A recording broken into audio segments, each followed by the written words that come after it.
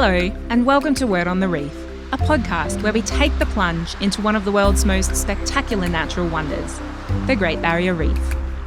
Today, we're visiting Ninny Rise, a heritage-listed house in the rainforest overlooking Bingle Bay Beach, about 2 hours' drive south of Cairns, near Mission Beach and Tully. As we step onto the sandy beach in front of the house, you can feel the incredible peace and unspoilt beauty of this place. Lush World Heritage rainforest overhangs the waters of the World Heritage-listed Great Barrier Reef Marine Park, in one of the few places in the world where two World Heritage places meet. There are palm trees gently waving in the breeze and waves lapping on the mostly deserted beach. Just around the headland to the south is the forested mountain and white fringing sand of Dunk Island, and behind that, Badara Island. Over there towards the northeast is Ellison Reef, which will be central to our story today, although you can't see it because it's about 35 kilometres offshore. Before we continue, I'd just like to acknowledge the Giroux people as the traditional custodians of this land and pay my respects to their elders, past, present and emerging. Today, it's almost taken for granted that the Great Barrier Reef is a World Heritage-listed marine park with some of the highest levels of protection in the world. Australians pride ourselves on the pristine and protected nature of our reef, which makes it admired by people all over the world. We have multiple world-leading scientific organisations that exist purely to research and protect it, and a marine park authority to manage and enforce some of the world's strictest marine regulations. But incredibly, this wasn't always the case. In 1925, British marine scientist Stanley Gardiner stated that "'tis the greatest pity in the world that there is a Great Barrier Reef. Its existence is really a tragedy so far as the people of Queensland is concerned. It is a great nuisance to navigation, and it is also a curse because it destroys 70 or 80,000 square miles of admirable trawling ground." Thanks to this expert opinion and others like it, many people planned to get rid of this inconvenient Great Barrier to progress by blasting, dredging and digging up various parts of it and carting it off to use as fertilizer and building materials, while other people planned to set up a vast network of oil rigs. Nobody, not even the main scientific organisation of the day, seemed prepared to stand up to this development plan. Nobody, that is, except a small group of unlikely heroes, which included a bohemian artist, a poet, and some penniless postgraduate marine science students who based their campaign here at Ninny Rise in far north Queensland. They went up against the Queensland government and the multi-billion-dollar oil and mining industries in a battle which exposed corruption and lies and was full of danger and adventure on the high seas. Two of these heroes are with us today: Eddie Hegerl, who joined the campaign in 1967, and Di Tarte, who joined in 1971. Hello, Eddie and Di, how are you? Surprisingly healthy despite our age, I guess would be a way of putting it. Before we start with Di and Eddie's story, first we need to go back a bit further in time to understand the background of mining on the Great Barrier Reef. Many of the Great Barrier Reef's islands are internationally significant nesting sites for a huge variety of seabirds. Now, if you've ever had a bird leave a surprise for you on your car, you probably don't consider it a valuable substance. But prior to 1940s, several coral cays on the Great Barrier Reef were mined for guano, i.e. bird poo, and rock phosphate to be used as fertilizer on crops. Intensive mining took place at Lady Elliot Island off Bundaberg, Lady Musgrave and Northwest Island off Gladstone, Holborn Island off Bowen, and Rain Island in the far northern reef, which we visited last episode. Less intensive but more sustained guano mining took place at Upolu, Oyster and Michaelmas Cays near Cairns. Today, these are popular tourist destinations and nesting birds on the islands are protected. But it's estimated that all these islands suffered severe geomorphological and ecological transformations as a result of thousands of tonnes of deposit being removed. Coral mining also took place in at least 12 locations between 1900 and 1940. With the result that thousands of tonnes of coral were removed and pulverised to produce agricultural and industrial lime. Mining methods included dredging, smashing the coral with crowbars, and breaking it up with explosives. Early coral mining was done without permits, but the Queensland government soon began to encourage the lucrative industry. In 1922, the Queensland government issued leases for the removal of coral and coral sand from Green Island and from Oyster and Upolu Cays near Cairns. These operations were reported to have been significant. One account claims that thousands of tonnes of material were removed from Upolu Cay, and that the island was halved in size and completely denuded of vegetation and bird life, a state from which it has not completely recovered today. The blossoming tourism industry eventually began to take issue with the mining that was deterring visitors to these beautiful islands. So, after some lobbying, in 1937 the Queensland government legislated to prohibit the removal of coral from the foreshores and reefs surrounding Green Island, Low Isles, Michaelmas Cay, Arlington Reef and Oyster Cay. At Green Island, this created what was effectively the earliest marine protected area in existence. After the 1930s, cheaper and easier to obtain sources of agricultural lime were found inland in Chillagoe. And as the tourism industry grew and advocated more strongly for their coral patches to be left alone, coral mining was prohibited at 28 high-value tourism reefs. This is just one early example of why the tourism industry, when regulated and managed correctly, is one of the strongest allies we have in advocating for the reef and fighting for its protection against other, much more destructive industries. Today, these reefs and islands have recovered, and through their protection, both the environment and the economy benefit, as thousands of tourists come to enjoy them each year. But we'll never know exactly what they were like prior to the short-sighted mining operations that happened there back in the early 1900s. By the 1960s, it seemed like the idea of coral mining on the reef had been largely forgotten. But the reef was soon to face its biggest battle yet. In 1965, Eddie Hegerl and a group of fellow marine science students from the University of Queensland in Brisbane set up the Queensland Littoral Society, or QLS for short. And I don't mean literal as in literature, but littoral, spelt Littoral, which comes from the Latin word litus, meaning seashore, and refers to the coast or the sea. Today, that organisation has a slightly less confusing name. It's called the Australian Marine Conservation Society, or AMCS for short, and it's now the oldest and largest ocean protection charity in Australia. But when Eddie and his mates set it up, he was a penniless 22-year-old zoology student.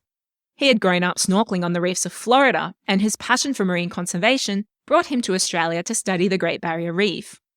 The Littoral Society conducted research and advocated for action on a variety of marine issues, including water pollution, coastal development, mangrove clearing, sand mining, and more.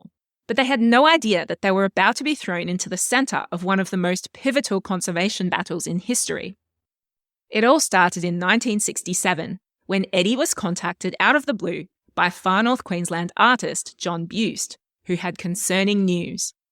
John Buist had moved from Melbourne to Far North Queensland to get away from the city and lived off-grid on Badara Island for 17 years before moving with his wife Alison to the mainland, where they built Nini Rise out of sustainably sourced local materials.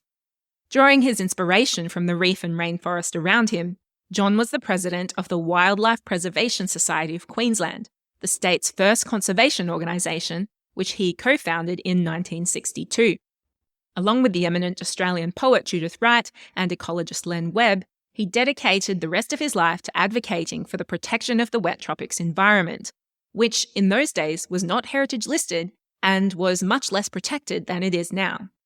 John was the first person who noticed a suspicious public notice in the newspaper in 1967, and he wrote to you. What did he see in the newspaper which concerned him? Well, there was an application to actually mine Ellison Reef for limestone. And he was alarmed, knowing that area quite well from his own personal, he did a bit of diving and certainly had a lot, driving around in boats and looking at the reefs at low tide. The notice in the newspaper stated that the Queensland Department of Mines had received an application from the Cairns cane growers executive to mine coral from 34 hectares of Ellison Reef as a cheap source of lime fertilizer. Ellison Reef, like much of the reef today, goes little considered by much of the population, and that application to mine it for coral could have easily slipped by unnoticed. and might have Yes. been little considered by most people. So why was it so concerning for John and for you? Seeing as limestone is used in making cement, there was a lot of development going on all along the Queensland coast. I mean, cities were getting bigger and bigger, and you had the potential for reef mining becoming accepted practice if it got going. Mm-hmm. Although coral mining had occurred in the past, that was nothing compared to the demand for fertilizer and concrete that now existed. John and Eddie were concerned that if the coral mining industry got restarted again, it would be used as a precedent to justify mining and drilling along the entire length of the Great Barrier Reef. At the time, the Queensland government was led by the National Party, which was in those days called the Country Party. As the name suggests, they represented country people, and in particular, cane farmers. So it seemed a foregone conclusion that the application would be approved. The proponent of mining Ellison Reef argued that it was a dead reef. Now, John Buist may not have been a scientist, but after spending years on and around various reefs, including Ellison, he knew for a fact that it wasn't dead and was much the same as other reefs. So John lodged an appeal against the mining application in the Innisfail court. But he wasn't taken seriously because the court wanted to hear from scientists. They wanted proof that Ellison Reef wasn't dead. Disappointingly, John could not find a scientist willing to help him. One of the organisations he approached for assistance was the Great Barrier Reef Committee. At this point, the Marine Park Authority and the Australian Institute of Marine Science didn't exist yet.